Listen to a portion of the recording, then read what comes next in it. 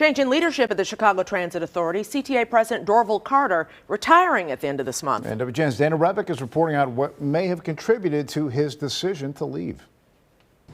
Last spring, a group of aldermen called for the firing or resignation of the CTA president. Today, Dorval Carter announcing he will retire at the end of the month.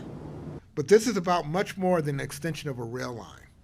It's about the future of the far south side of Chicago.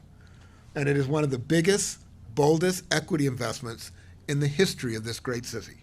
Just days after announcing the landmark Red Line expansion project, extending rail service to 130th Street in Pullman, the head of the CTA announced he is stepping down.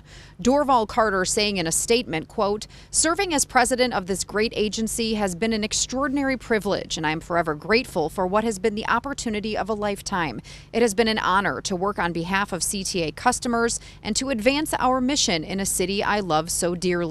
Carter, marking a 40-year career in public transportation, served as the head of CTA since 2015, working under 3 mayors, making a salary of more than $375,000.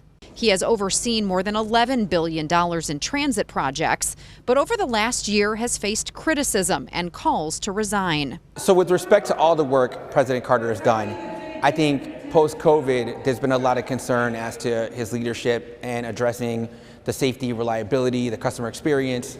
The workers deserve to be safe. The passengers deserve to be safe. The system deserves to be safe. CTA plagued by ongoing violence. In September, a gunman shot and killed 4 people sleeping on a Blue Line train car.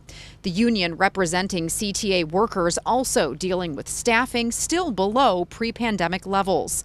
Since 2020, CTA has cut service on rail lines by 22% and buses by 7%, ridership lagging behind other big cities. I was late to work earlier this week, actually, because of there was massive delays. I want you to know that we are aware of how some of your riding experiences have changed and that we are committed to making it better.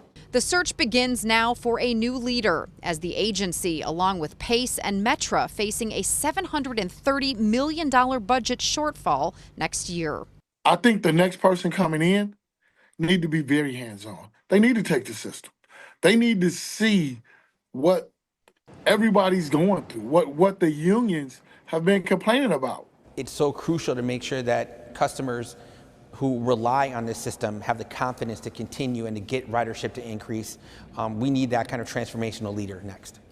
Mayor Brandon Johnson today saying that he is grateful for Carter's decades of service. Johnson will now appoint a new president, which the 7-member CTA board must approve. Carter will now become the president and CEO of St. Anthony's Hospital on the West Side, where he has served as a board member for more than 10 years.